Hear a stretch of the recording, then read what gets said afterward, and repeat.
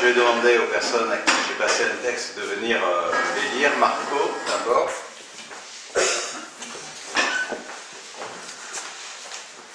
Je crois qu'il faut le micro. Oh, je crois pas, c'est tellement besoin.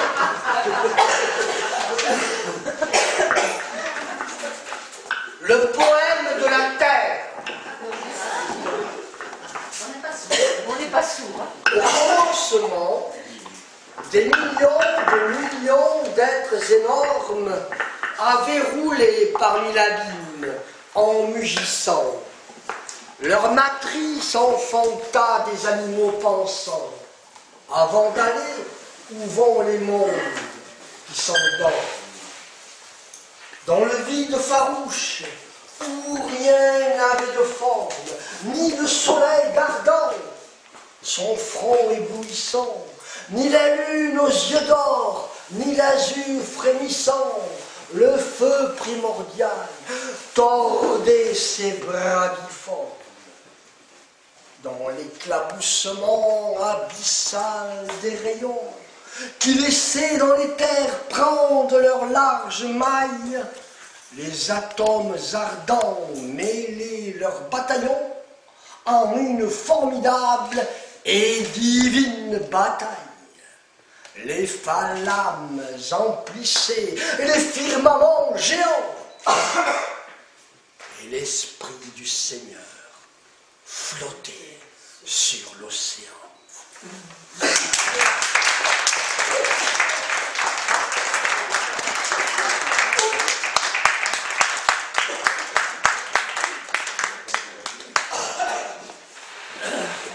Je ne sais pas si je parle assez fort ou pas. Pas de micro ou pas? Pas de micro, super.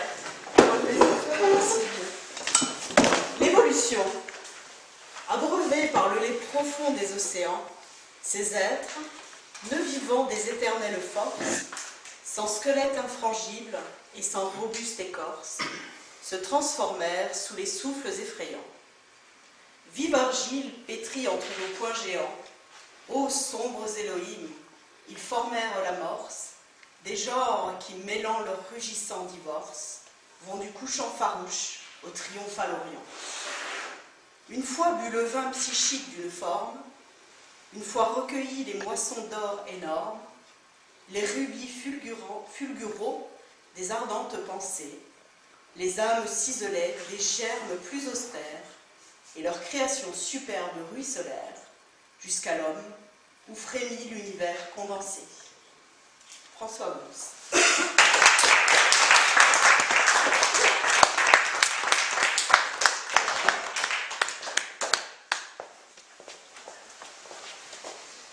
Évolution.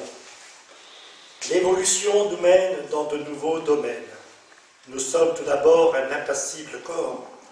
Ensuite, nous grimpons par d'incroyables ponts vers le cri des insectes que le délire humecte. Puis le sombre animal nous prête son canal. Vieux pèlerins, nous sommes, enfin le front des hommes.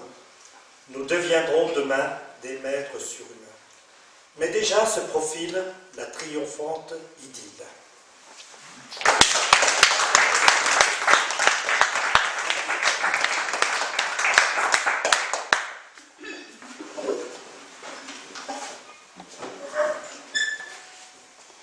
Texte de Victor Hugo que tout le monde connaît. Dieu n'a créé que l'être impondérable. Il le fit radieux, beau, candide, adorable. Mais imparfait. Sans quoi, sur la même hauteur, la créature étant égale au Créateur, cette perfection dans l'infini perdu, ce serait avec Dieu mêlé et confondu. Et la création, à force de clarté, en lui serait rentrée et n'aurait pas été. La création sainte, où rêve le prophète, pour être aux profondeurs de l'être imparfait. Donc, Dieu fit l'univers, l'univers fit le mal.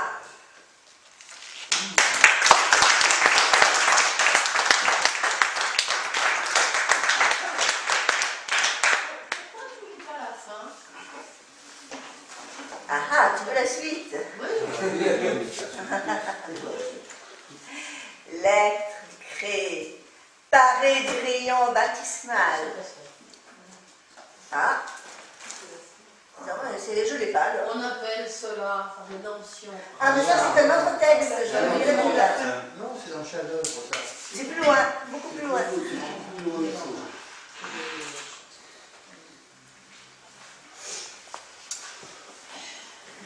Pour vous parler du rêve, j'ai fait le lien entre le rêve et la réalité et j'ai essayé d'établir le parallèle entre le rêve et la science. La création dans la métaphysique de l'Inde est codée par le souffle de Brahma. L'univers se dilate, puis se rétracte et cela recommence indéfiniment. La dilatation puis la rétraction durent, à notre échelle, du temps des milliards d'années. Ce processus, dilatation-rétraction, se retrouve toujours dans les rêves. Le rêve fonctionne comme l'univers, car il provient de cet univers. C'est le rêve de Dieu. On le symbolise par le Bouddha allongé sur le côté, rêvant le monde. Nous sommes le rêve de Brahma. Nous sommes le rêve de Dieu. En rêvant, ce Dieu transcendant, immanent, non manifesté, essence des choses et des êtres, crée le monde. Ce cosmos n'est qu'un rêve, qu'une illusion, mais il se matérialise. Il devient la création de Dieu, émanante, manifestée, à existence des êtres et des choses. Ce monde où nous vivons, tout en étant réel et réalité, est une vaste illusion, comme l'expliquent les maîtres réalisés. Dans la vie, ce souffle, dilatation, rétraction, se retrouve en toutes choses. L'alternance jour-nuit, éveil, sommeil, éveil, rêve. Dans le rêve, les mouvements nous donnent la symbolique de ce souffle. Prenons l'exemple du foyer de l'enfance ou du foyer actuel. Voilà la maison de l'enfance, ou le foyer actuel, peu importe. Et il y a des tas de rêves où on se voit sortir de sa maison et avoir des tas d'occupations extérieures. Il y a des rêves où on retourne à sa maison, où on se retrouve dans la maison. Donc une alternance. Si on étudie ce rêve sur plusieurs années, on va voir ce phénomène se répéter des quantités de fois. Donc ce mouvement, il représente ce que Jung a découvert plus tard, l'introversion et l'extraversion. L'extraversion, c'est sortir de soi. L'introversion, c'est retourner sur soi.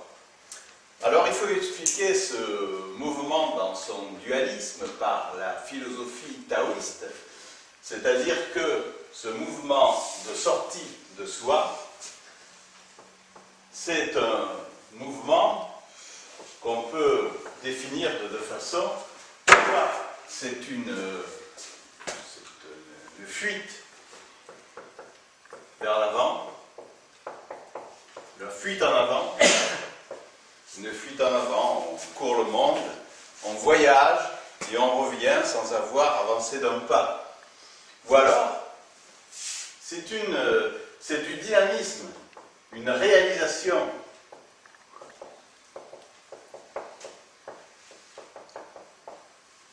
C'est un développement de conscience, un intérêt pour les autres, une rencontre des autres, une rencontre du monde. Alors il faut voir pour chacun ce qu'indiquent les mouvements où on sort d'une maison, de sa maison actuelle, de sa maison de l'enfance. Toutes ces sorties peuvent être soit une fuite de soi-même, soit un dynamisme, une réalisation. On voit d'ailleurs les humanistes, des gens qui sont pour le progrès social, qui ne font aucune introspection et qui veulent s'occuper de nous, politiquement ou socialement, sans avoir fait leur introspection. Donc ils font les choses n'importe comment, avec toute leur part d'ombre. Et il y a ceux qui veulent changer le monde, Et donc, il y a ceux qui veulent changer le monde, qui n'ont pas fait ce travail-là. Et puis, il y a ceux qui restent sur eux-mêmes, qui font leur introspection, qui retournent vers eux. Donc, le côté positif, c'est l'introspection. Mais certains, c'est pas l'introspection, c'est de l'intériorisation. C'est de l'inhibition. C'est ce que Jung appelle l'introversion. Voilà. Alors quand on retourne dans sa maison, quand on retourne dans son foyer d'enfance ou dans son foyer réel, est-ce que c'est pour s'étudier vers une connaissance de soi? Est-ce que c'est pour fuir le monde, fuir les autres, s'inhiber? Alors ce mouvement va se voir tout le temps dans les rêves au cours de l'évolution. Et de plus en plus, la sortie de soi va loin, et de plus en plus, le retour sur soi amène une conscience d'être. Alors ce double mouvement crée un plus de conscience. Or ce mouvement horizontal va se retrouver aussi dans un mouvement vertical. C'est-à-dire que dans les rêves, c'est comme si vous amassiez un tas de sable, plus vous ramassez du sable, plus ça monte.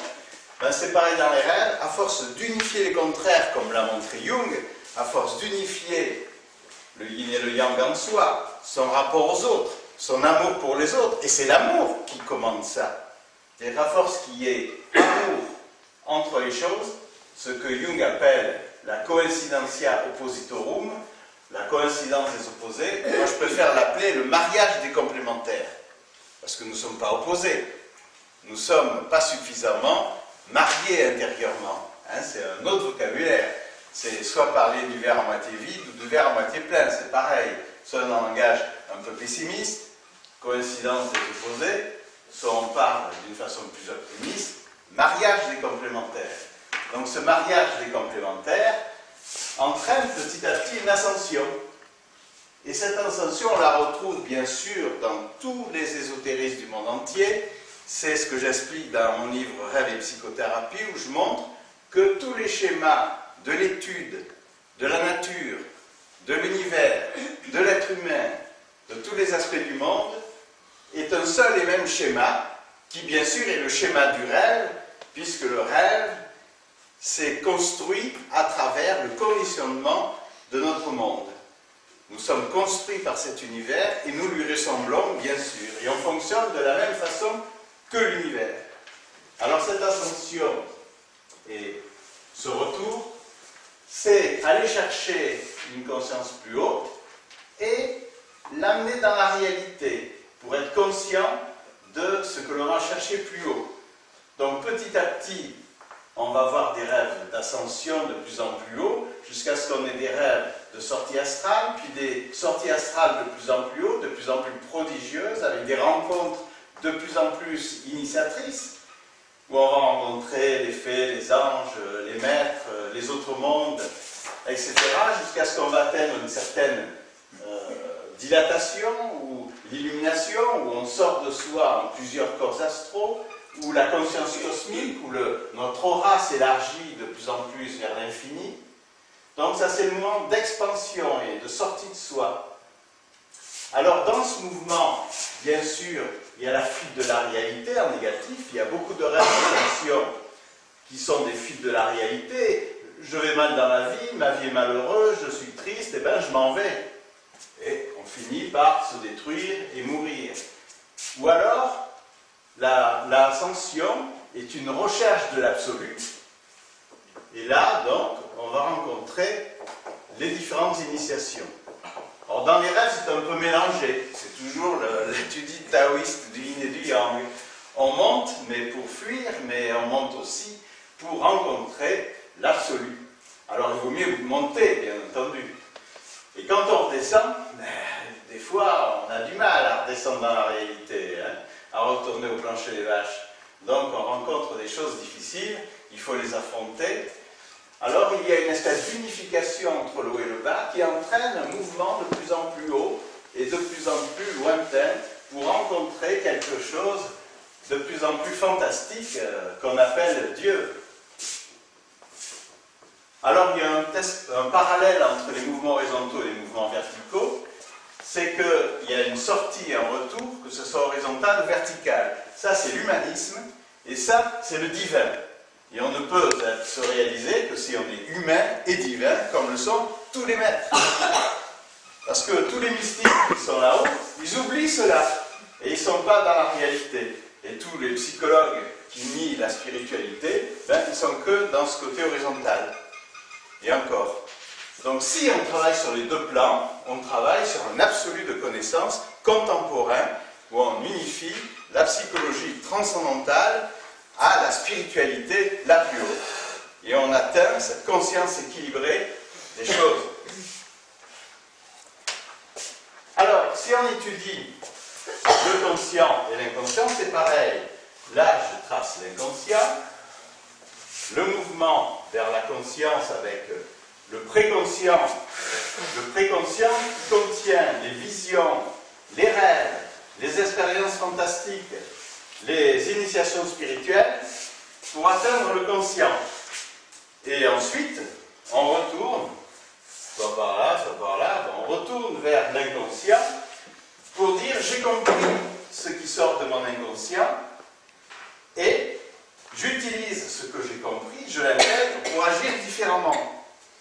Alors ce mouvement donc entre l'inconscient et le conscient crée une prise de conscience de plus en plus grande.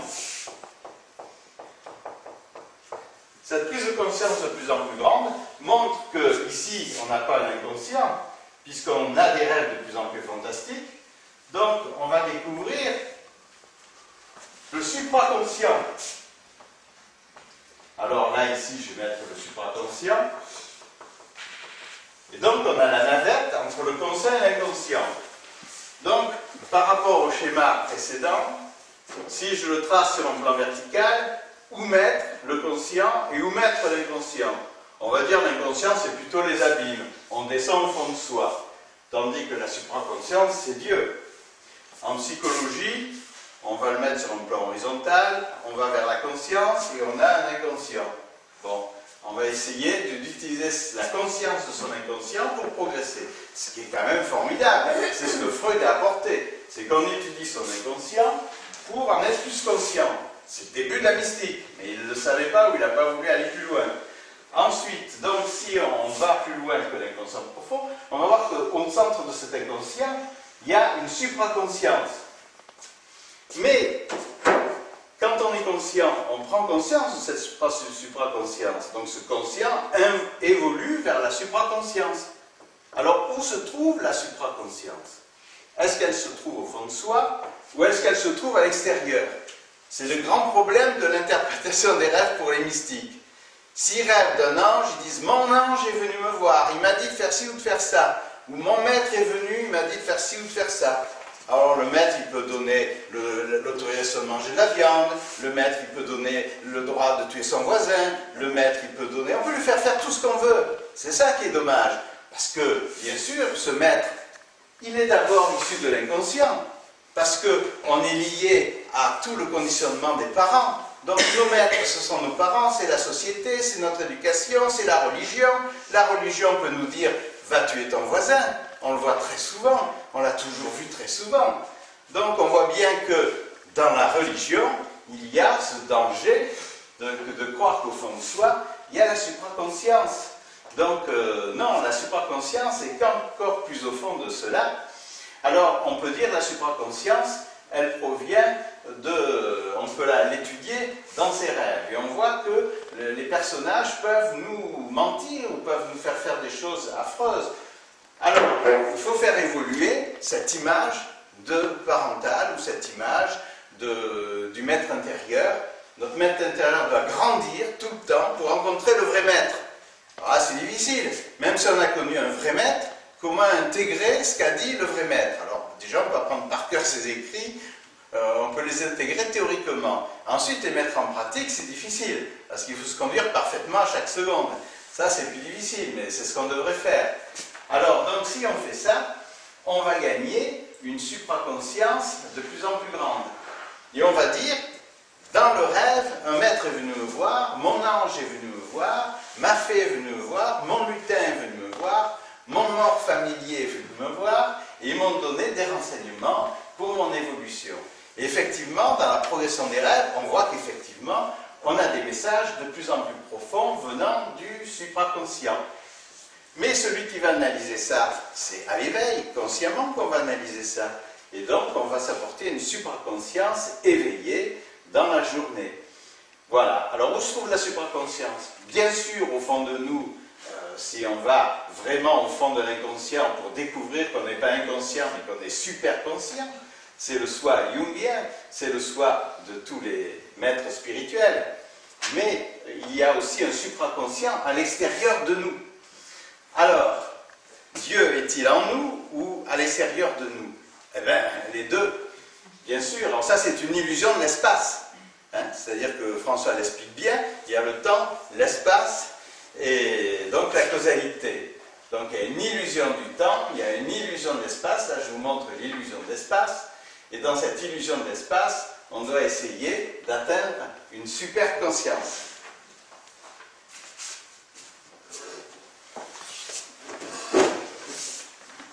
De même, le mouvement entre l'inconscient et la conscience est une dilatation, puis une rétraction, une réalisation, puis un retour sur soi-même.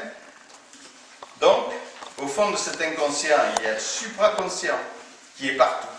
Ainsi, les savants actuels se demandent comment le Big Bang a eu lieu. En réalité, il y a une infinité de Big Bang. Et l'univers n'a jamais commencé et ne finira jamais.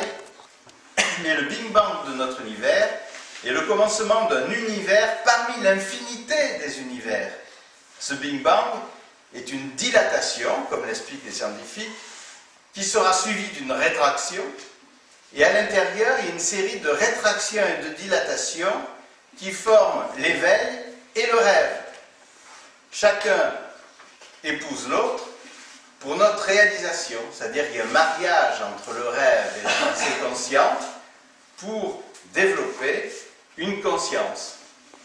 Donc, dans le rêve, il y a une espèce de prise de conscience qui provient d'une dilatation, de quelque chose qui sort de nous, mais ce qui vient, est-ce que ça sort de nous ou est-ce que ça vient de l'extérieur?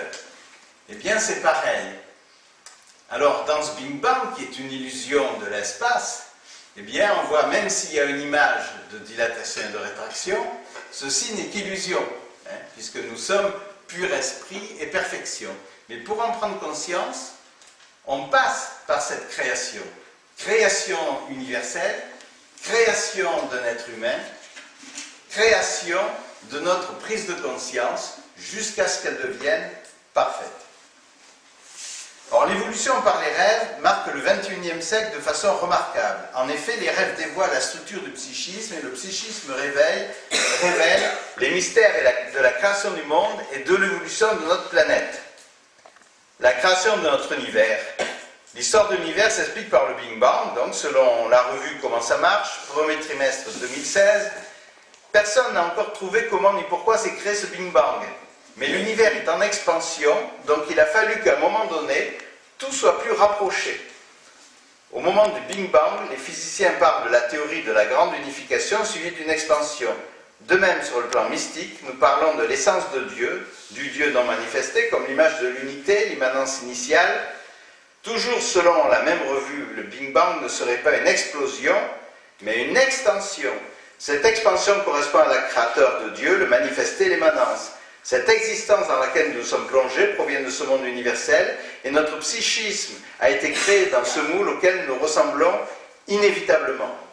Dans les rêves, une énergie infinie entre en nous, ouvre les chakras, nous fait passer les initiations.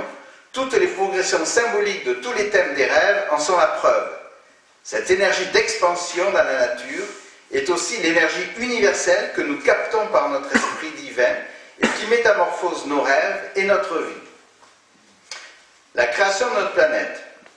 La formation d'une planète provient d'une condensation de gaz. Ces gaz, par condensation et explosion, donnent un soleil, et ce soleil, en se refroidissant, laisse place à une planète.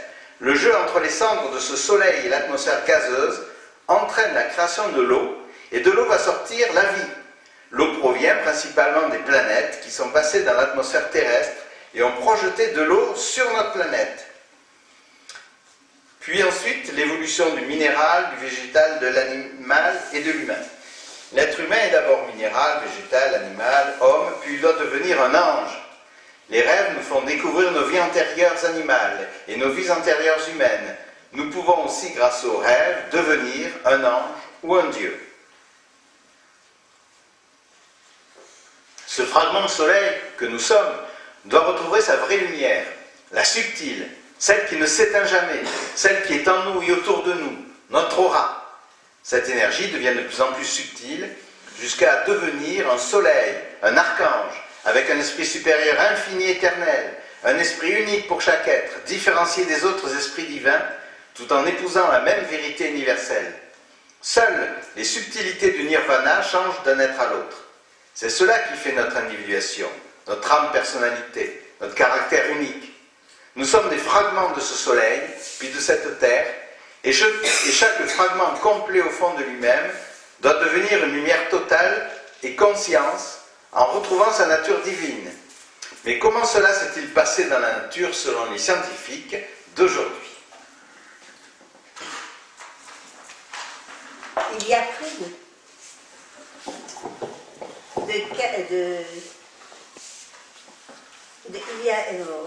il y a près de 4 milliards d'années, la Terre se forme. Il faudra attendre plusieurs centaines de millions d'années pour qu'elle se refroidisse et que la vie puisse débuter. 3 étapes de l'évolution de la surface de la Terre primitive, entre 4,3 et 3,7 milliards d'années. Vers 4,3 milliards d'années, des océans couvrent déjà la majeure partie de la planète. La Lune est encore proche de la Terre. Et le bombardement extraterrestre reste incessant. Les terres émergées sont pour l'essentiel des îles volcaniques. Il n'y a pas de continent. Et la roche affleure à la surface du sol. L'atmosphère est dense et le soleil filtre difficilement jusqu'au sol. Il y a 3,8 milliards d'années, la vie est déjà florissante dans les océans. Enfin, dans les océans, les premières algues bleues apparues vers 3,8 milliards d'années fixent le carbonate de calcium, construisent ces champignons de calcaire, les stromatolites, et émettent les premières bulles d'oxygène. Il y a 2,5 milliards d'années, formation des grands blocs continentaux. Il y a 540 millions d'années, apparition des animaux à squelette externe. Il y a plus de 460 millions d'années, apparition des insectes et des crustacés. Il y a 460 millions d'années, apparition des poissons. Il y a plus de 420 millions d'années, les premiers végétaux à sortir de l'eau pour investir les terres sont des mousses. Il y a 420 millions d'années, un arthropode foule la terre. Il y a 370 millions d'années, apparition des premiers vertébrés à pattes. Ce sont les tétrapodes. Il y a 320 millions d'années, apparition des premiers reptiles. De 365 à 295 millions d'années, développement des grandes forêts du Carbonifère. Il y a 230 millions d'années, apparition des dinosaures.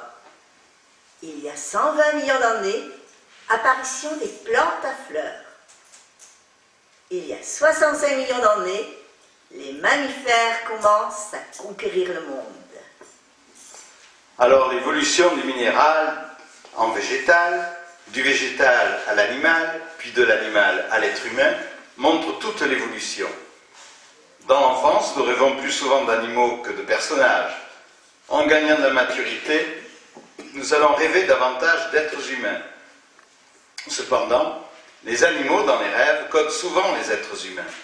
Nous utilisons l'image de l'animal pour que le rêve ne soit pas trop brutal. Le symbolisme révèle le savoir-faire de notre âme divine.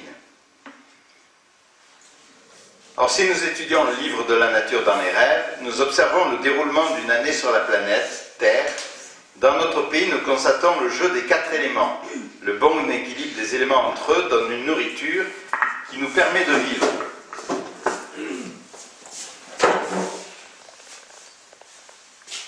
Alors, si nous faisons le schéma de l'évolution de la nature, nous allons retrouver à nouveau ce schéma universel dont j'ai parlé tout à l'heure, entre soi et le monde, et entre l'inconscient et le conscient, pour gagner de plus en plus une maturité.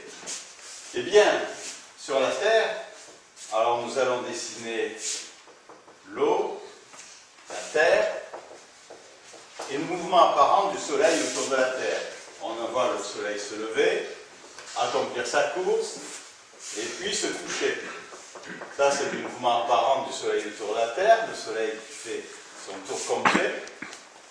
Alors, les vents transportent les graines, par les nuages, et les nuages vont redescendre. Alors, le vent transporte les graines, c'est la pollinisation. Puis, les vents vont pousser les nuages vont redescendre en pluie et féconder le sol.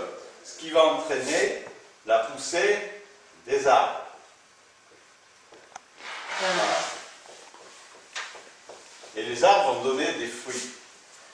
Alors ce jeu du soleil sur l'eau, qui fait monter l'eau, puis l'eau redescend, on retrouve le schéma d'ascension et de descente dont je parlais tout à l'heure.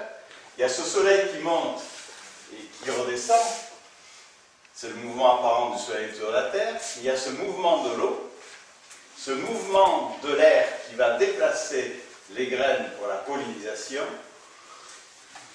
les vents qui vont pousser les nuages, qui vont entraîner la fécondation, et une ultime ascension, c'est l'élément terre qui pousse et qui donne l'arbre. Alors on retrouve bien sûr exactement le schéma du yoga en méditation qui fait monter Ida et Pingala, les énergies du corps subtil. Il y a une unification des contraires, ce mariage des complémentaires dont je parlais tout à l'heure, qui entraîne une montée de Kundalini et qui va ouvrir les 7 chakras et qui va permettre petit à petit l'ascension et l'envol. Donc on va suivre cela dans les rêves. Et dans les rêves, une fois on parle de la nature, une fois de son corps astral, une fois on sort de sa maison, on y retourne, etc. Tous ces rêves semblent séparés les uns des autres, mais si on les étudie, ils montrent un mouvement de sortie et de retour, et d'ascension et de descente, qui indique la circulation des énergies, qui ouvre à la conscience de plus en plus grande. Or, c'est comme ça que nous avons la nourriture sur Terre, puisque nous avons des fruits, des plantes, des légumes, des céréales, et on va se nourrir de cela. S'il n'y avait pas ça, on ne pourrait pas vivre. Ça se passe exactement pareil dans les rêves. C'est parce qu'on unifie le ciel à la terre dans les rêves, qu'on fait pousser les choses, qu'on va arriver en soi à une progression. Alors, la structure évolutive des rêves, l'évolution d'un symbole de l'alternance négative positive à l'évolution symbolique. Tous les symboles des rêves évoluent favorablement, même si cette évolution ne s'effectue pas d'une manière linéaire. Le symbole évolue à travers une dualité symbolique, ce qui signifie que l'être humain évolue toujours dans le bon sens. Exemple, nous pouvons voir dans ce rêve une maison abîmée, voire détruite, puis des réparations se succèdent, et enfin nous voyons une belle demeure. Ensuite, nous pouvons voir une maison abîmée ou détruite, mais il s'agit d'un autre aspect de soi-même que nous réparons. Par la suite, une belle villa puis un château peuvent se manifester. Peu à peu, les belles maisons vont l'emporter sur les plus détériorées.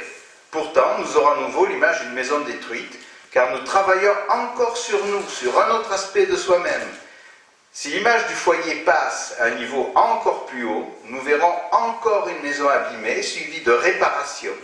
Par la suite, si nous avons tout réparé, nous sommes à un tel degré d'évolution que nous allons avoir des rêves prophétiques, et ces rêves peuvent nous amener à voir une maison abîmée, mais ce n'est plus la nôtre.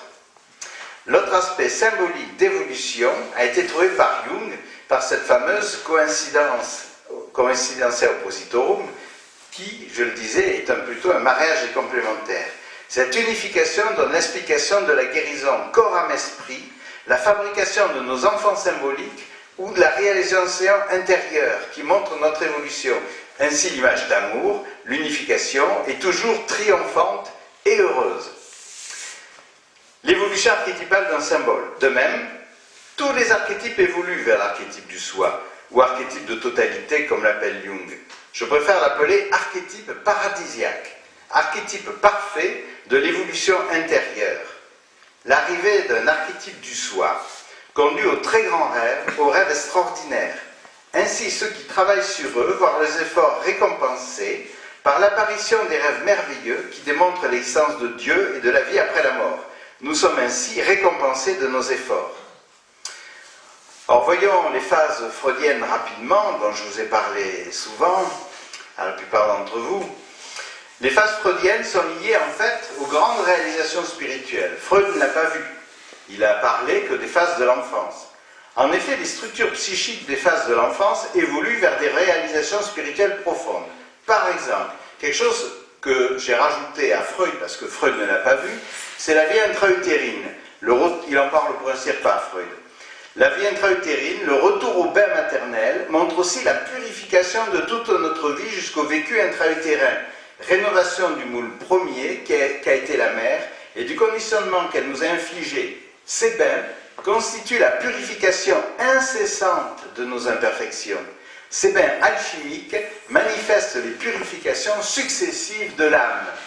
Alors on voit dans les rêves une salle de bain pourrie, une baignoire qui ne marche pas, l'eau qui ne vient pas, on appelle les plombiers, ils n'arrivent pas, on les recherche, enfin ils finissent par arriver, ils finissent par réparer, et on finit par prendre son bain.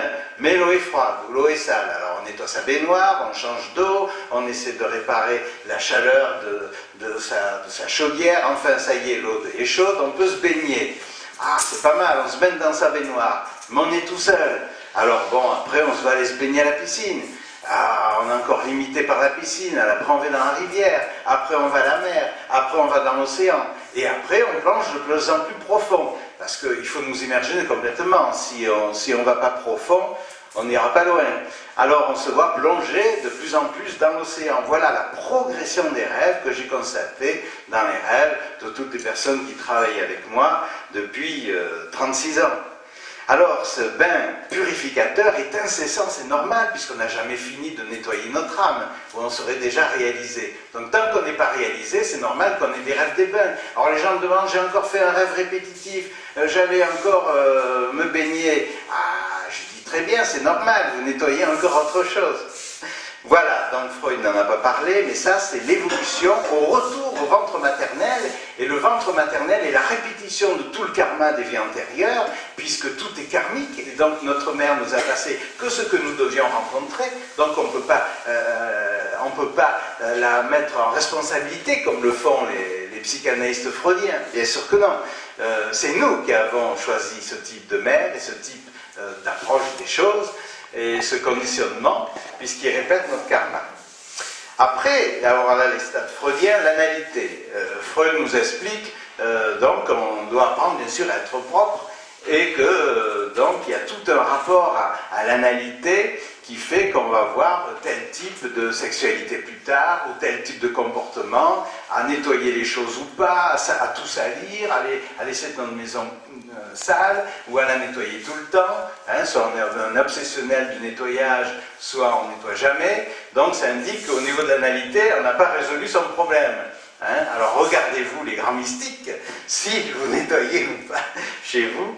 Voilà, alors on en est à partir de l'analité. Et cette analité, on la voit dans les rêves par la recherche des WC. On recherche les WC, on ne les trouve pas, on les trouve, on finit par se nettoyer, mais les WC ne sont pas propres, on a encore envie d'y retourner, on y retourne, et incessamment, parce qu'on a toujours quelque chose à éliminer, on a toujours quelque chose d'imparfait en nous, donc on retourne au WC.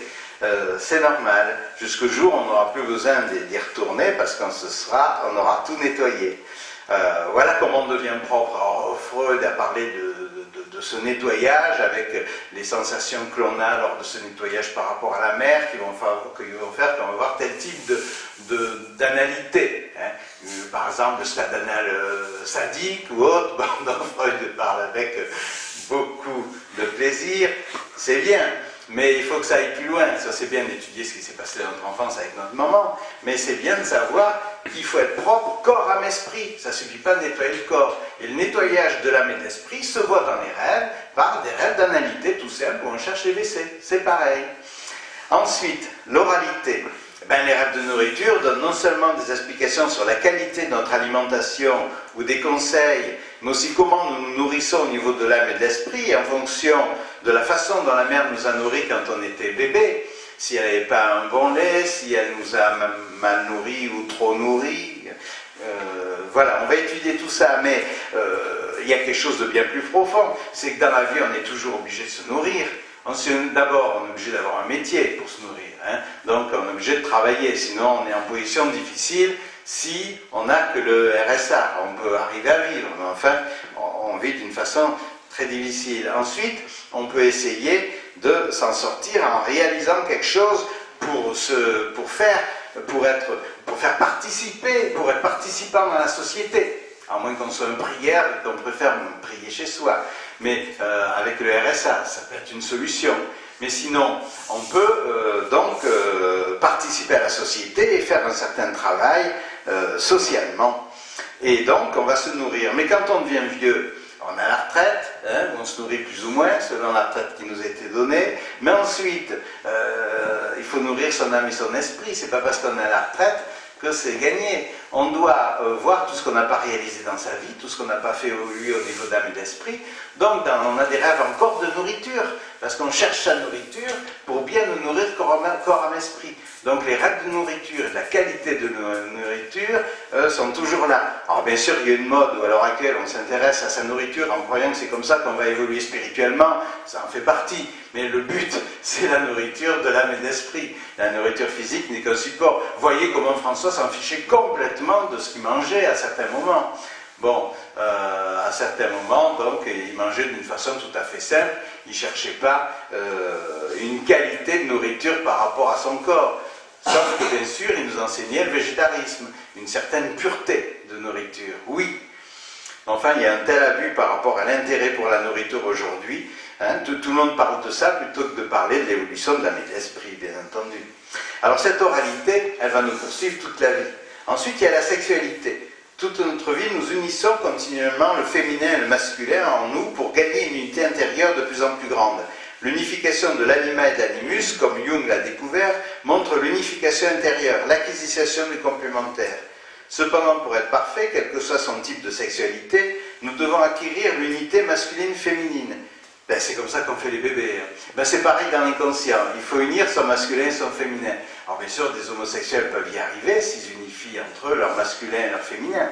Mais cette unification, les hétérosexuels aussi, l'enfant ne suffit pas. Les hétérosexuels, ils font des enfants physiques. Mais bon, souvent ils s'arrêtent là. Donc ils attendent que les enfants fassent des petits-enfants et ils s'occupent des petits-enfants et ils ne s'occupent pas de l'évolution de l'âme et de l'esprit suffisamment.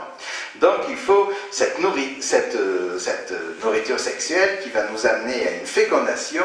Alors dans nos rêves, les enfants codent la plupart du temps nos enfants symboliques. Donc tous les problèmes de fécondation dans les rêves sont en rapport avec ce qu'on n'arrive pas à féconder dans sa vie.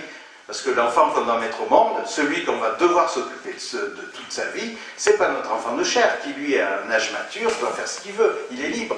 Mais notre enfant symbolique, eh bien, il faut le faire évoluer. C'est pour ça qu'on se voit dans les rêves avec des enfants. Alors tout le monde interprète, mon rapport avec mon enfant, ou mes enfants, ou les enfants. Bien sûr, ça empêche de regarder l'enfant symbolique et la réalisation personnelle.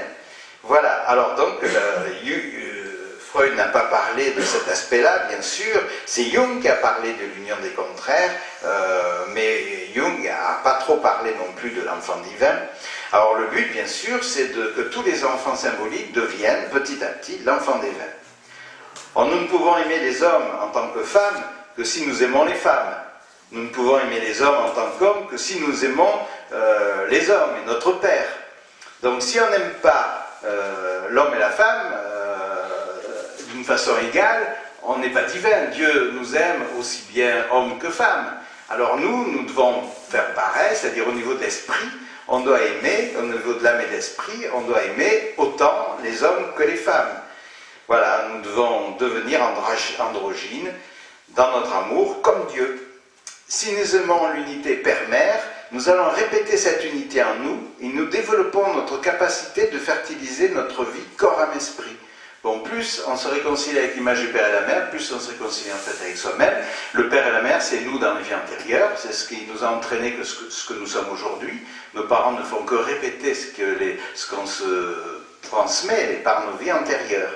Et cette évolution du Père et de la Mère dans les rêves vont devenir les maîtres. Si vous voulez avoir des maîtres dans les rêves, faites évoluer votre image de père ou de mère pour que la mère et le père deviennent un saint ou un sage afin que ce soit le maître qui apparaisse. Voilà, cette évolution des figures parentales est très intéressante à suivre dans la psychologie des rêves, dans la succession des progressions symboliques des rêves. Et puis, si nous rêvons de maîtres, eh bien, on va rêver de plus en plus de maîtres, et l'unité des maîtres dans les rêves nous conduit à l'universalisme. C'est comme ça qu'on va à l'Agartha. Les gens qui n'ont qu'une religion n'y vont jamais à l'Agartha. Ils n'iront pas. Pour mériter d'aller à l'Agartha, il faut sortir des religions et rencontrer les autres maîtres. Sinon, à l'Agartha, il y a tous les maîtres. Alors si on ne pense qu'au sien, on n'ira jamais à l'Agartha. Voilà. Alors il y a un processus d'ascension, puisque l'Agartha c'est la montagne cosmique. Il faut bien sûr tendre vers la montagne cosmique. Il y a des rêves d'ascension de plus en plus formidables, mais il y a aussi l'évolution du maître intérieur pour la rencontre des maîtres. C'est pour ça que François nous demandait d'envoyer des pensées d'amour au moins à 3 maîtres. Après, il nous a parlé de 7 maîtres, et après, il nous a donné un mantra, c'est de réciter le nom des 24 maîtres de l'Agartha pour nous réaliser. Voilà, alors c'est cette évolution qui va nous permettre un universalisme et sortir de son moi, de son ego social, de son ego familial, de son ego religieux, de son ego scolaire. Tous ces égos-là, il faut bien sûr en sortir par l'universalisme. Mais même les gens qui nous enseignent la spiritualité sont prisonniers d'un ego, puisqu'ils sont souvent enfermés dans leur idéologie religieuse. Bon, heureusement que nous avons eu François Brousse qui nous a appris l'universalisme. Et François Brousse nous dépeint les erreurs des maîtres qui ne sont pas arrivés jusqu'au plus haut niveau. Il faut lire l'œuvre de François, qui est l'œuvre métaphysique la plus extraordinaire pour étudier les erreurs de l'humanité. Alors l'évolution du couple intérieur et son incidence sur la voix sèche et la voix humide sont très importants, parce que quand on étudie dans les rêves l'évolution du couple intérieur, l'évolution de l'homme et de la femme, du féminin et du masculin, de l'anima et de l'animus, on voit qu'il y a un mariage constant qui nous amène peu à peu donc à une image du soi. Alors qu'on choisisse la voix sèche, c'est-à-dire si on vit seul, ou qu'on choisisse la voix humide, si on vit en couple, eh bien, celui qui est dans la voie sèche, il va devoir obligatoirement aimer les autres. Donc, l'homme ou la femme qu'il n'a pas pu aimer dans sa vie, il va être obligé de l'aimer dans ses rêves, c'est obligatoire s'il veut arriver à l'unité intérieure. Parce que l'autre, c'est lui-même. Donc, pour un homme, la femme dans ses rêves, c'est son anima. Alors, on croit que c'est notre femme, ou que c'est les voisines, ou les copines, ou les femmes qu'on connaît. Mais non, les femmes dans nos rêves, bien sûr que c'est ça. Mais les femmes dans nos rêves, c'est aussi notre anima. Et pareil pour les femmes, les hommes dans leurs rêves, c'est leur animus. Donc si les animus évoluent, eh bien, c'est qu'elles ont plus de chances d'ailleurs de rencontrer un homme dans la réalité. Tant que l'animus est donc faible dans les rêves, ça empêche la femme de rencontrer l'homme dans la réalité. Alors quand on est en couple, on va travailler sur l'unité anima-animus, bien sûr, mais on est incapable des fois de s'occuper de soi tout seul. C'est-à-dire qu'on a besoin de son mari ou de sa femme pour faire ce qu'on ne sait pas faire, pour faire les choses à notre place. Donc on reste bébé. Alors si on reste bébé, bien sûr, on ne se réalisera pas. Et ceux qui sont seuls, ça dépeint quelque part le refus de rencontrer l'autre. Pour la femme, le refus de rencontrer l'homme, pour l'homme, le refus de rencontrer la femme. Donc en réalité, dans ces deux voies, il faut être les deux. C'est-à-dire que dans la voie sèche, il faut développer son amour de l'autre et arriver à être seul. Et quelque part, dans la voie du couple, on va continuer à travailler sur son couple pour être capable d'être seul dans certains domaines. Et quand on vit seul, on va être capable de vivre avec quelqu'un. On n'est pas obligé. Bien sûr, si on a choisi la voie sèche, on peut continuer. Mais dans les rêves, on va voir où on en est de cette unité entre la voie sèche ou la voie humide. On va voir que dans notre voie sèche, on fuit l'autre, et on va voir que dans la voie humide, on a besoin de l'autre pour faire ce qu'on n'arrive pas à faire tout seul. Voilà. Alors donc, c'est une espèce d'alliance. C'est pourquoi la carte du choix, l'amoureux, représente l'unité des deux voies. On le voit bien, puisque dans la voie suivante, les deux femmes deviennent les deux chevaux du chariot sur son char. Donc il a unifié la voie sèche et la voie humide en partie. Et il tend, et là il va rencontrer le 8, le karma, et après, en tant que l'ermite, il va devoir quelque part se débrouiller seul en ayant unifié les deux. Mais il n'a pas fait évoluer toutes les choses sur son chemin, puisqu'on voit bien qu'au niveau de l'arcane 19, on va retrouver le couple, au niveau de l'arcane 20, on va trouver le couple et l'enfant, et au niveau ensuite de la réalisation, au niveau de l'arcane 21, on voit bien qu'il y a encore 4 éléments autour de nous qui montrent qu'il y a une unité encore plus grande à atteindre. Bon, alors ça montre qu'on n'a jamais fini. Bon, les maîtres le disent, une fois qu'on s'est réalisé, qu'on est sorti de la Terre, il faut rencontrer les autres mondes. Mais ce sera un voyage heureux, puisqu'on aura atteint le nirvana et la conscience cosmique. Mais cette conscience cosmique va grandir par nos voyages, donc à travers l'univers, à travers les autres univers, qui est un travail immense de la joie divine, hein, puisque nous serons au un stade divin plus avancé.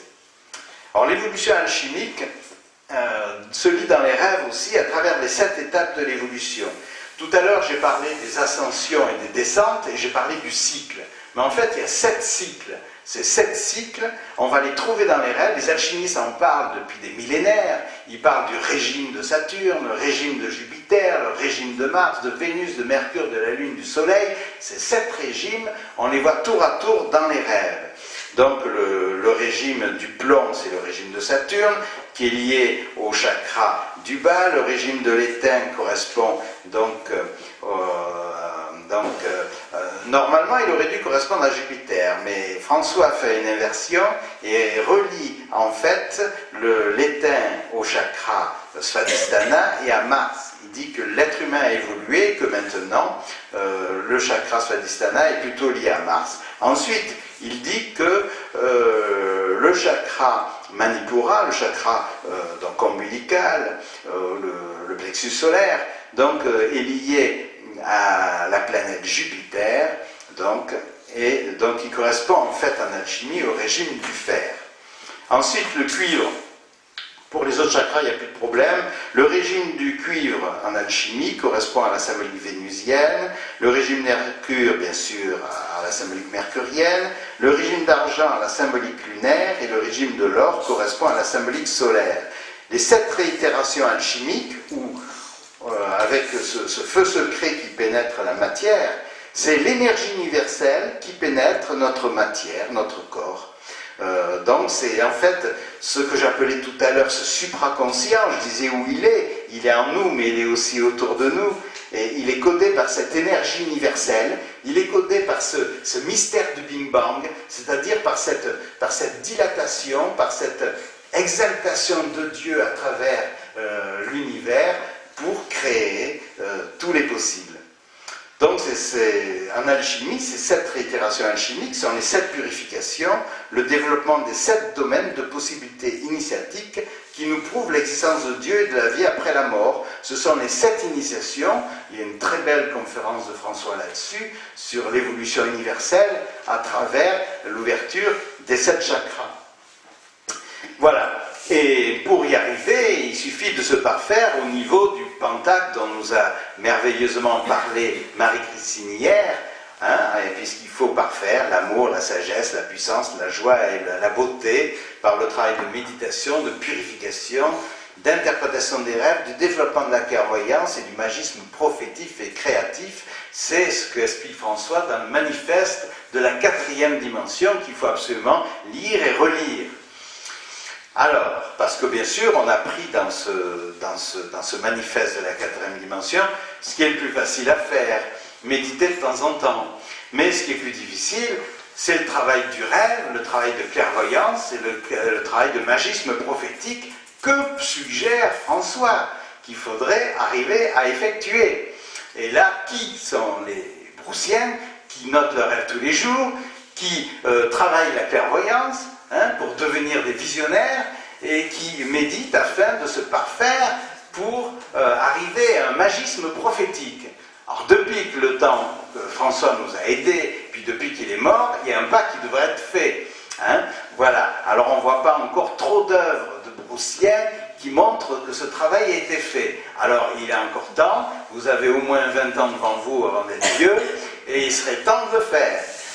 Alors, l'évolution énergétique, les 7 régimes du feu, qui sont les 7 régimes planétaires, sont aussi les 7 chakras de la mystique de l'Inde.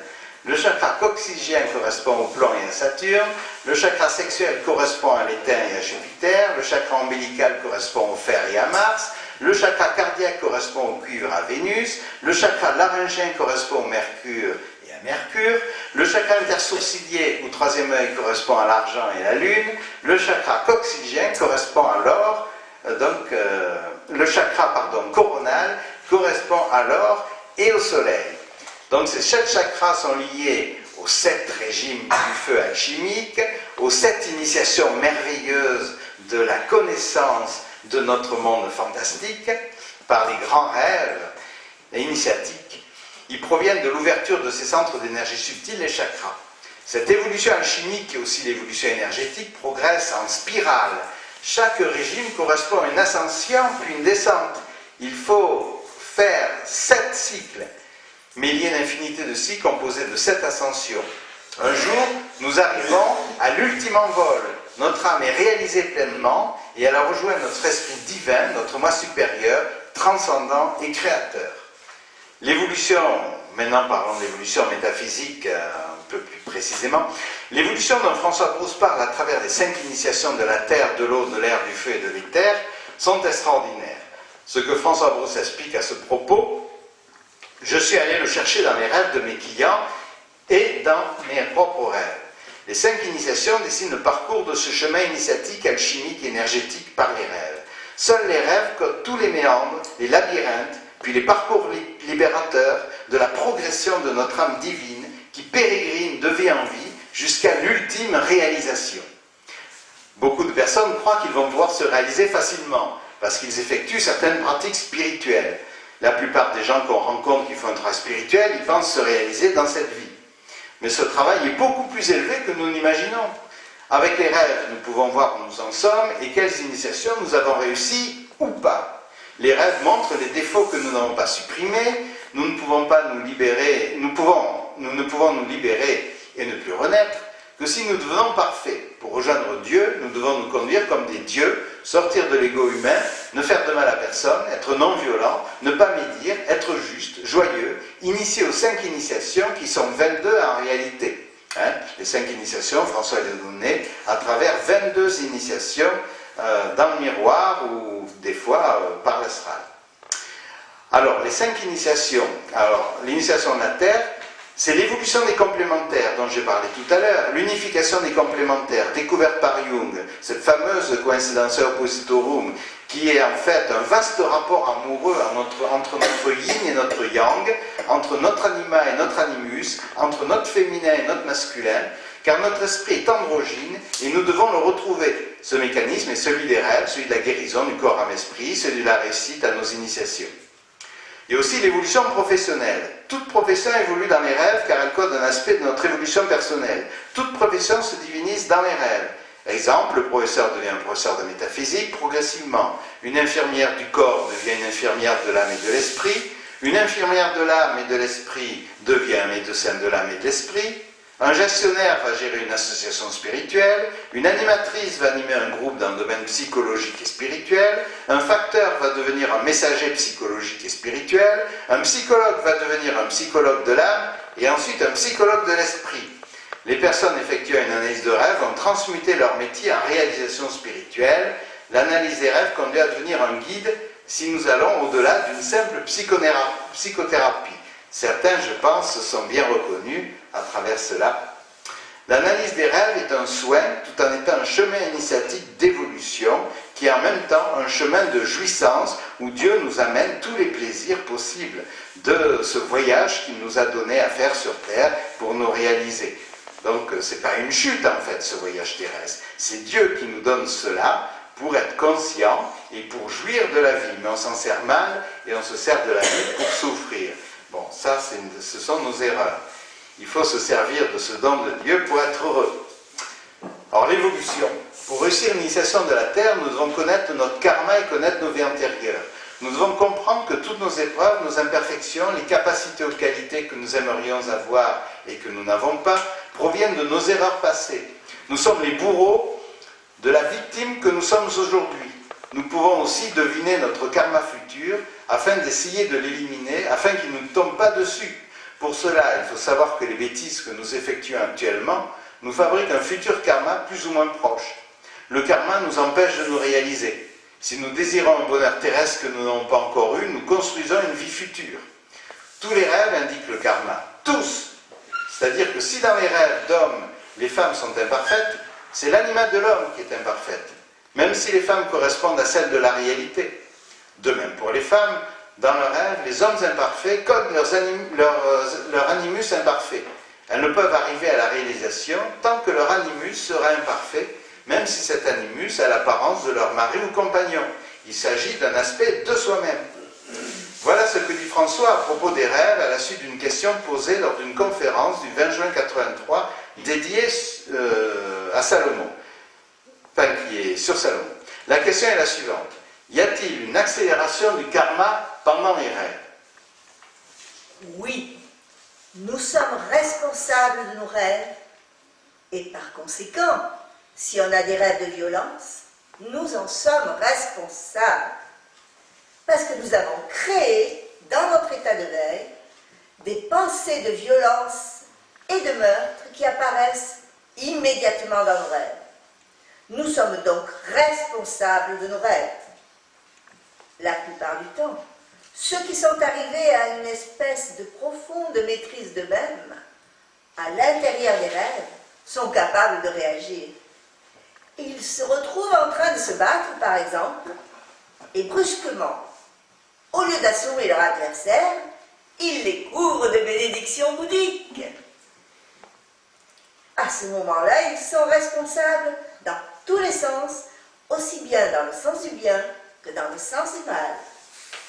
Il est dit aussi que les désirs sont toujours exaucés. Le rêve sert à exaucer une partie des désirs.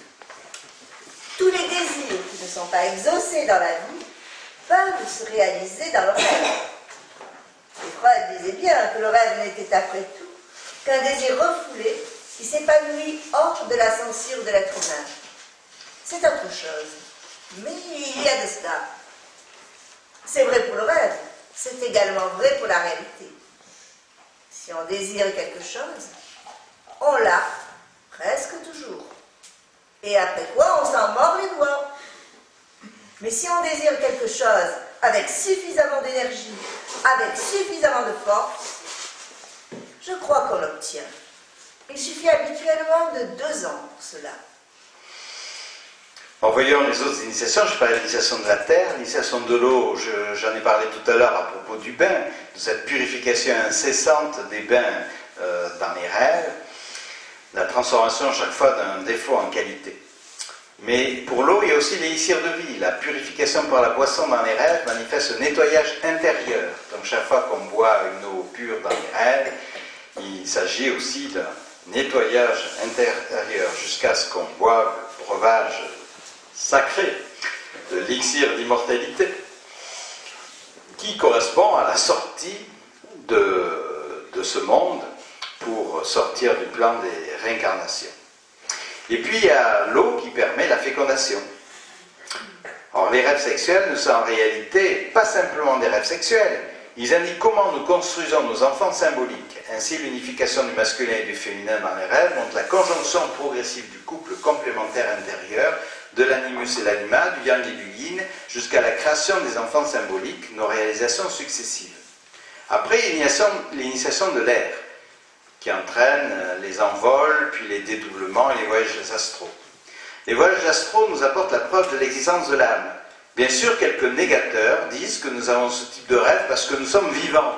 Il s'agirait de pures imaginations. Mais en réalité, lorsqu'au cours d'un voyage astral, nous rencontrons un mage, un sage ou un archange qui nous explique quelque chose de l'avenir et que ce quelque chose se confirme, nous ne pouvons plus douter de notre voyage astral. Il y a des gens qui ont fait 2-3 voyages astraux, ils croient qu'à leur mort, ils n'en auront plus, ils seront morts. Donc un voyage astral ne suffit pas, ou 2 ou 3. Donc il faut en faire plusieurs et arriver justement à ces messages intérieurs prophétiques qui nous montrent qu'il y a une valeur en nous qui devine le futur. À ce moment-là, on voit que le voyage astral est accompagné de toute une sagesse. Lorsque nous effectuons régulièrement des dédoublements et des sorties astrales et que nous recevons des renseignements des maîtres et des anges, des éléments pour évoluer, nous nous rendons compte que ces voyages hors du corps sont vrais. D'autre part, ils s'accompagnent de sensations extraordinaires de nirvana. Nous obtenons des expériences de plus en plus nombreuses en devenant de plus en plus parfaits parce que nous transformons nos défauts en qualité. Ces expériences ont des récompenses divines. Nous pouvons aussi visiter un lieu en astral et ensuite aller dans ce lieu pour vérifier que ce que nous avons vu est bien la réalité. Cependant, quelques difficultés se présentent car le voyage astral n'est pas un état de perfection, mais de simple évolution. Le voyage astral est un état entre la supraconscience et l'inconscience freudienne, un mélange des deux. Par exemple, comment voyons-nous les anges? En principe, les Africains les voient noirs, les Asiatiques jaunes, les Amérindiens rouges et les Européens blancs. Sauf si on a des missionnaires qui sont allés dire aux Africains que les anges étaient blancs. Or, de quelle couleur sont les anges? De plus, ils apparaissent habillés dans les rêves. Or, ont-ils besoin de vêtements dans l'astral? Bon, les rêves sont aussi symboliques et les versions astrales aussi. Donc, le vêtement des anges ou des maîtres dans les rêves a un sens. Et puis, ça paraît quand même plus naturel, vu notre évolution, de les voir habillés. On pourrait les voir déshabillés si on avait dépassé toute la problématique de la sexualité. Mais ça, c'est autre chose. Alors, les rêves sont symboliques et les perceptions astrales aussi. Alors, on voit qu'au paradis, on dessine les êtres nus. Alors, nous voyons combien nos rêves, que nous croyons prémonitoires, ne se réalisent pas non plus. Ce qui n'empêche pas d'avoir de magnifiques rêves prémonitoires. Mais il y en a qui n'en sont pas. Alors il faut réfléchir pourquoi il y en a qui en sont et pourquoi il y en a qui n'en sont pas. Et sortir de cette enfance où la plupart du temps, les gens en mes conférences sur les rêves me posent des questions sur les rêves prémonitoires avec une réflexion d'enfants de maternelle. Donc en plein 2016. C'est incroyable. Donc là, on voit qu'il n'y a aucune évolution scientifique parce qu'on ne veut pas parler du rêve. Donc dernièrement, il y a une journaliste qui m'a demandé de faire un article sur l'Express, sur Internet, et donc je lui fais un article sur la mémoire. Il n'y avait pas grand-chose de dérangeant. Et bien elle a trouvé que mon article ne faisait pas partie de la ligne du parti, et maintenant elle ne veut plus que je fasse d'article sur l'Express, style. Voilà. Voilà où nous en sommes à notre époque. Hein. Donc c'est l'obscurantisme des religions par rapport aux rêves, parce qu'ils interprètent les rêves avec leur idéologie personnelle, obscurantisme par les psychanalystes qui ne veulent pas interpréter les rêves, obscurantisme par tous ceux qui ne parlent pas du rêve, obscurantisme par ceux qui viennent une soirée du rêve et je ne les revois plus après, donc obscurantisme par tous ceux qui ne veulent pas savoir ce qu'est la conscience. Voilà, le rêve est ce grand système qui amène à la conscience. Alors, maintenant l'initiation du feu. Les rêves de vision de la lumière indiquent notre lumière intérieure. Les rêves de chaleur montrent le bien-être et notre chaleur humaine ou la chaleur sociale. Tous ces rêves amènent petit à petit à la 5e initiation qui va être l'initiation à l'illumination. Donc l'initiation du feu nous amène à la connaissance aussi du vécu sur les autres planètes, sur les autres constellations, dans les autres univers bulles, dans les autres univers. Si nous montons jusqu'au stade de m'être réalisé d'un 7e niveau ou d'un 777e niveau. Alors, l'initiation de l'éther, l'illumination et la conscience cosmique. Les plus hautes initiations de conscience cosmique et d'illumination nous conduisent à des expériences merveilleuses. Nous nous voyons en rêve en plusieurs corps astraux à travers plusieurs scènes parallèles. Et lors de l'initiation à la conscience cosmique, on se voit de plus en plus grand, gigantesque, aussi haut qu'un immeuble, une colline, une montagne. Les maîtres se voient avec une aura aussi grande que le système solaire ou une constellation, voire un univers bulle. Alors, l'évolution de la société et de la planète. Pour nous réaliser, il est important d'avoir un esprit social, d'être un humaniste, d'étudier non seulement nos rêves nocturnes, mais aussi notre rêve idéal diurne. Nous ne pouvons nous réaliser que nous aimons tout, le monde, sans exception, et que cela se voit. Nous devons devenir un saint, un sage, un mage, un connaissant et un créateur, pratiquer un art pour manifester le divin. Il ne suffit pas d'être disciple d'un maître, mais un apôtre du maître, c'est-à-dire affirmer notre amour pour le maître et le chemin initiatique face à la société et aux autres. Oser dire notre pensée spirituelle, oser affirmer notre amour pour les animaux, végétarisme, notre non-violence, s'engager, s'affirmer, manifester le divin par notre rayonnement. Il ne s'agit pas de dire « je ne mange pas d'animaux parce que c'est pour ma santé », comme ça on fuit la discussion. Il s'agit de dire « je suis pour la défense des animaux pour qu'ils ne soient pas tués ». Et alors là, le langage est différent, la philosophie est différente. Et le dialogue va être différent avec notre famille, nos amis, nos proches. Hein? Si on raconte que c'est simplement pour son corps, on ne dit rien. Voilà, mais ça j'entends dire par les mystiques tout le temps. Alors, oser dire notre pensée spirituelle, oser affirmer notre amour, c'est très important. Si nous ne sommes pas apôtres, nous aurons une vie à réaliser encore. Ne pensez pas vous réaliser si vous n'êtes pas apôtre. Hein? Donc vous n'avez pas osé développer votre courage. Alors Dieu, il est courageux. Un Dieu pas courageux, ça n'existe pas. Donc pour sortir de cela, il faut devenir apôtre. François ne nous l'a pas dit parce qu'on n'était pas prêt. Hein? Il ne nous a pas dit allez enseigner. Il faut d'abord travailler sur soi. Alors il nous a dit travailler sur nous pour nous réaliser. Et de penser à lui avant de mourir pour nous réaliser. Mais ça ne suffira pas. Bien sûr, mais il ne nous l'a pas dit parce qu'il fallait qu'il nous enthousiasme. On ne va pas dire à un enfant, il faut que tu réussisses un examen d'universitaire. On va lui apprendre d'abord à aller à la maternelle, puis après au primaire, au secondaire. Et après, il fera le reste. Donc, il faut savoir que le maître s'adresse à notre niveau de conscience. Alors, François explique dans son livre Salomon, en commentant la phrase, de retenir la connaissance sur tes lèvres. Il faudrait non seulement... Alors, vas-y. Il faudrait donc non seulement qu'ils connaissent la vérité, mais ensuite qu'ils la propagent et qu'ils l'enseignent aux autres. Il s'agit bien du disciple et non pas du fils de chef. Mais là, ce disciple, bien sûr, c'est l'apôtre. Mais François, il ne m'a jamais dit d'enseigner. Il ne m'a jamais dit de propager ses idées. Mais il m'a toujours félicité pour le faire. Voilà. Il m'a toujours encouragé pour le faire. Mais il ne m'a jamais dit fais-le. Bien sûr, parce que il faut arriver à se l'imposer. C'est pas simple. Conclusion. Le rêve dit tout sur tout. C'est pourquoi la psychanalyse ne veut pas l'étudier ni l'enseigner, ni favoriser l'apprentissage de l'interprétation des rêves. C'est pour cela que dans certaines religions récupèrent le rêve dans leur cadre idéologique. Par exemple, l'hindouiste dit que nous avons rêvé d'un sage. Si nous avons rêvé d'un sage, il s'agit de Krishna. Si un chrétien rêve d'une dame sainte, il s'agit de la Vierge Marie. En réalité, il y a des quantités de sages de toutes les religions. La Vierge Marie, l'un des personnages incarnant la mère universelle, tout autant qu'Isis, Balkis, Junon, Apollonie, Rada, Esclarmonde de Foix, la Fée Viviane, Sainte Thérèse d'Avila, Zora, etc. Le religieux occulte certaines grandes vérités du rêve. Le rêve explique tout de la personnalité psychologique. Il ne s'agit pas simplement de se connaître soi-même, le petit soi, mais que de connaître le soi, le supraconscient, la nature de l'esprit.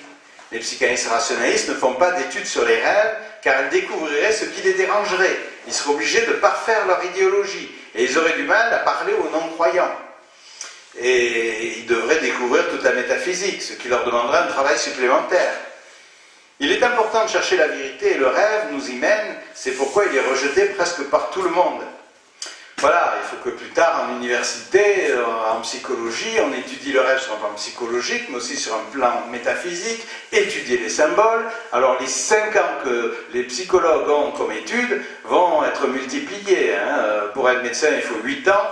Moi, je pense que pour être psychologue, il faut plus de 8 ans. D'ailleurs, François dit que pour que les rêves deviennent métaphysiques, il faut déjà, ils commencent à le devenir au bout de 7 ans, pour la majorité des gens.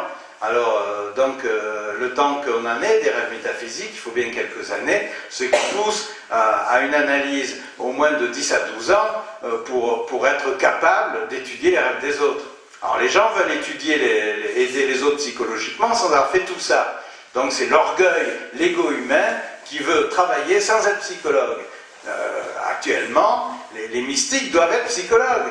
Je ne dis pas qu'ils aient un titre universitaire, mais qu'ils aient la connaissance. Parce qu'ils font de l'interprétation sans psychologie. Hein, voilà. Alors, il y a toute une connaissance à acquérir qu'il est importante. L'amour et la sagesse ne suffisent pas. François dit amour, sagesse, puissance, joie et beauté. Mais il dit aussi qu'il faut être un sage, donc un saint, un connaissant, un puissant et un créateur. Voilà. Alors, il faut se rappeler ce que François a dit.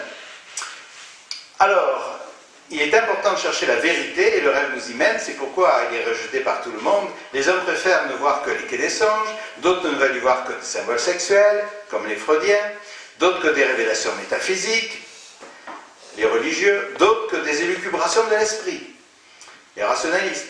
Mais nous pouvons comprendre le sens des rêves, leur fonction, leur utilité qui nous les adresse. Dieu nous-mêmes ou bien les deux. Celui qui n'étudie pas ses rêves veut rester ignorant. François Brousse parle de cette perversion de la vérité. Le sentier des pervers. Je crois que ce sont ceux qui, à travers une multitude de raisonnements sophistiqués, refusent ce qu'ils ont reçu. Ou bien refusent la vérité, purement et simplement. Nous sommes d'ailleurs tous plus ou moins pervers. Car lorsque nous recherchons la vérité, c'est inexact 9 fois sur 10. Nous recherchons ce que nous croyons au fond de nous-mêmes, et nous avançons tous les raisonnements possibles pour arriver justement à démontrer ce qui est faux, mais qui correspond à notre désir et à notre épanouissement de l'ego terrestre. Voilà, même entre mystiques ayant reçu le même enseignement de même maître, on n'arrive pas à s'entendre et chacun reste dans sa vérité et son ego par rapport aux choses de la vie. Donc là, il s'agirait quand même de discuter intelligemment, avec puissance, ensemble et courage, pour affronter les idées de chacun. Et c'est ce que proposent les colloques. C'est pour ça que peu de mystiques participent aux colloques, parce qu'ils vont entendre des choses qui les dérangent. Alors il me paraît impossible de nous réaliser si nous n'avons pas développé le don aux autres. Je pense que si nous arrivons à la libération du karma, mais que nous n'avons pas choisi la voie du don à autrui, nous aurons encore une vie à effectuer. Ainsi, je suis sûr que pour se réaliser, il n'est pas suffisant d'être disciple, mais aussi apôtre. Je vous ai cité tout à l'heure la phrase que François donne à travers son commentaire de Salomon. Il est de notre devoir de transmettre la vérité. Comment celui qui a peur de transmettre la vérité pourrait se réaliser? Au sein de la société, nous devons ouvrir nos ailes intrépides pour être les messagers de l'absolu. Dans le cas contraire, nous aurions encore une vie à effectuer. François explique que lorsque nous sommes libérés du karma, nous devons aussi nous réaliser pleinement en créant une œuvre divine, sinon nous revenons sur terre comme Mozart, Léonard de Vinci, Raphaël, Michel-Ange, Nostradamus, qui en étaient d'ailleurs à leur dernière vie, mais ils n'avaient pas encore réussi leur œuvre divine, ils sont venus pour le faire, pour accomplir cette œuvre divine. Mais il faudra faire attention à ne pas commettre l'erreur pour ne pas régresser afin d'obtenir l'illumination permanente, parce que tant qu'on n'est pas arrivé au bout, il y a ce risque. De même, si nous sommes morts et que nous sommes arrivés à la libération, nous aurons à accomplir encore une vie d'apôtre si nous n'avons été que disciples. Voyez les maîtres de Shambhala, mais qui peuvent se réincarner. Ce sont des maîtres, Alors ce sont des maîtres qui doivent devenir des maîtres réalisés. Ils sont extraordinaires, ils donnent un enseignement formidable. Et pourtant, ils ne sont pas maîtres de l'Agartha, ils sont obligés de se réincarner. Alors nous, qui ne sommes pas des maîtres de Shambhala, on a encore plus de boulot à faire. Le rêve est ce qu'il y a de mieux pour comprendre le karma. Parmi mes amis, je vois que par le rêve, ceux qui arrivent au cœur de leur individuation, pas très loin de soi, comprennent réellement le karma. C'est-à-dire, dans les rêves, on voit réellement le karma, on ne se raconte pas d'histoire, on voit bien où en sont les personnages, et on voit bien nos faits et actes, et nos pensées, et nos sentiments, et nos sensations dans les rêves. Donc on voit bien où on en est. Mais si on note pas les rêves, on ne sait pas. Et on s'est dit, ah, je suis près de Dieu, je vais me réaliser bientôt. Or, les psychanalystes rationalistes parlent d'une analyse finie ou indéfinie. Il y aurait une analyse finie. Or, ceux qui font une analyse rationaliste ne savent pas en fin d'analyse qu'ils ont un moi divin, une supraconscience, que la vie après la mort existe, que Dieu existe, que les réincarnations existent, et que leur karma explique la vérité de la justice universelle, du divin. Ainsi, le Dieu des philosophes est un Dieu d'amour et de connaissance. connaissance, et non un Dieu qu'on ne comprend pas et qui nous livrerait en pâture à une nature perverse qui pourrait nous conduire à une souffrance éternelle. À un certain niveau de l'introspection, l'on comprend que ce qui est douloureux en nous ou dans notre vie provient d'un karma, et que le guide ne peut pas nous l'enlever. Pour devenir un Dieu, c'est à nous d'enlever le karma et non rendre le guide responsable. Alors ce que plusieurs personnes ont fait, bien sûr, avec moi dans le travail sur les rêves. Si ça avance pas assez vite, c'est que ça marche pas, la méthode n'est pas bonne, l'analyse est nulle. Donc en réalité, c'est qu'ils ont à peine entamé leur karma, que leur karma est bien plus lourd, ils n'ont pas fait qu'une faute, ils en ont peut-être fait des centaines ou des milliers de fautes. Voilà. Alors si ça ne se résout pas en un temps bref, c'est que c'est pas bon. Et ils abandonnent. Donc c'est bien sûr tout l'obscurantisme qui nous permet de nous cacher à nous-mêmes. François répond à une question lors de la conférence du 20 juin 83 sur Salomon. Vous avez dit qu'on pouvait être sauvé en quelques heures. Je ne suis pas pressé, mais s'il y a une recette... Il faudrait en ces quelques heures atteindre à l'illumination intégrale, c'est-à-dire à savoir que tu es Dieu, t'identifier à la divinité consciente et non impersonnelle, être tout, être dans tout, et rester dans cet état d'âme pendant toute ta vie jusqu'à l'heure de la mort. À ce moment-là, tu es sauvé. Tu es sauvé en quelques heures. Lorsque tu auras acquis cette formidable sagesse qui demeurera éternellement. Lorsqu'on arrive à cette illumination, on peut dire que le temps n'existe plus. Pendant toute la durée de la vie, et nous sommes immédiatement sauvés. C'est évidemment difficile. D'autant plus que les êtres s'imaginent être sauvés parce qu'ils ont eu une expérience, qui a duré une seconde et qui a bouleversé leur être. Cela, je le reconnais.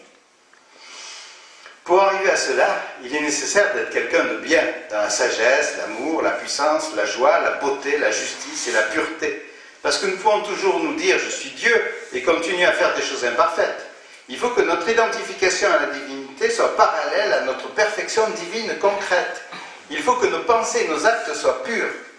En conclusion, le rêve est une authentique voie spirituelle. La révélation quotidienne de ces messages conduit le cherchant éclairé vers la réalisation. L'être humain, s'il veut conquérir le bonheur, voire le nirvana, doit choisir l'unité corps-âme-esprit, choisir l'harmonie entre la terre et le ciel, l'unité entre le matériel nécessaire et le spirituel indispensable, le respect et l'amour envers les différents règles, minérales, végétales, animales, humains et suprahumains. À l'heure actuelle, l'étude des rêves permettrait l'unité des religions, l'unité entre la psychologie et la métaphysique, l'unité entre l'amour et la connaissance. L'étude des rêves est ce qu'il manque à la science d'aujourd'hui. La science étudie le concret et non l'abstraction. Or, le monde est composé du connu et d'un inconnu. Avec le rêve, nous étudions ce connu et cet inconnu. La science a tendance à n'étudier que le connu. Le monde est composé d'une réalité que nous ne connaissons pas, le réel. Or, non seulement le rêve apporte, comme les expériences de méditation, la vérification expérimentale à toutes nos hypothèses, ce sont les initiations, mais en plus, le rêve explique le rapport entre la création, le fonctionnement de l'esprit humain, entre le sens de la création et le sens de la vie. Le rêve explique tout le parcours de l'âme dans ses moindres détails, en y ajoutant l'expérience intime que les initiés partagent. Seul l'initié est un scientifique, car il expérimente l'inconnu, le réel, la grande réalité qui nous dépasse. La science, c'est l'expérimentation. À un certain moment, la foi absolue est acquise car l'illumination et la conscience cosmique sont permanentes. Ouvrons notre âme humaine à tous les êtres, ouvrons aussi notre âme divine à tous les êtres, ouvrons nos 1000 pupilles, ouvrons nos vastes ailes, chargeons nos auras des lumières divines, délicieuses et jouissives, remplissons notre conscience des plaisirs infinis de tout vouloir connaître, explorons enfin les 7 plans subtils de notre univers, cet univers, grain de sable, face à l'immensité infinie des mondes. Les grands sages de l'humanité veillent sur nous et nous attendent. Bonheur à tous et à chacun d'entre nous.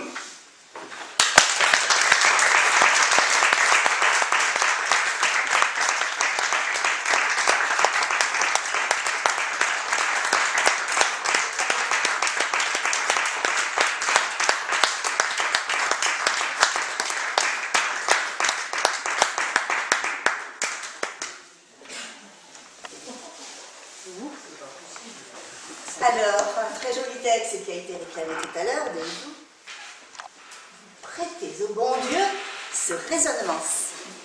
J'ai jadis, dans un lieu charmant et bien choisi, mis la première femme avec le premier homme. Ils ont mangé, malgré ma défense, une pomme. C'est pourquoi je punis les hommes à jamais. Je les fais malheureux sur terre et leur promets, en enfer où Satan dans la braise se vautre, un châtiment sans fin pour la faute de l'autre. Leur âme tombe en flammes et leur corps en charbon. Rien de plus juste. Mais comme je suis très bon, cela m'afflige. Hélas, comment faire? Une idée.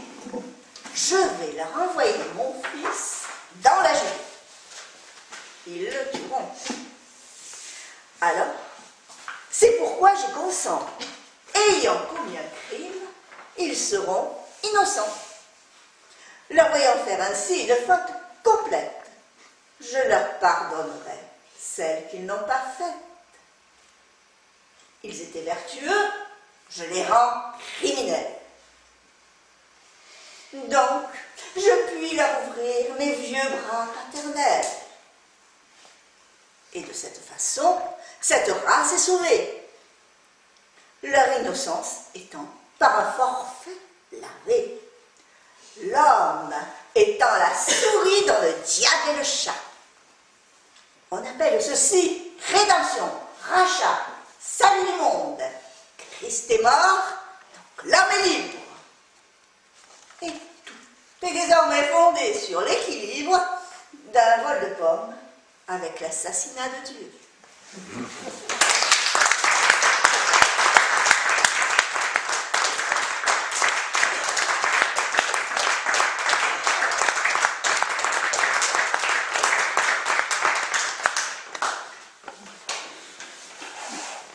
Alors, un dernier texte tiré de l'idéal métamorphose. L'existence. Combien de millions d'existences faudra-t-il aux pauvres humains pour reconstruire les chemins de l'éternelle transcendance? Entrons dans la joyeuse danse, sous l'aurore aux yeux de carmin. Sur nos tourments chante l'hymen des idéales évidences. Il faut éveiller nos esprits, comme des seins de colibri, vers les sages et les poètes. Alors, une vie suffira pour retrouver la grande aura de la connaissance complète.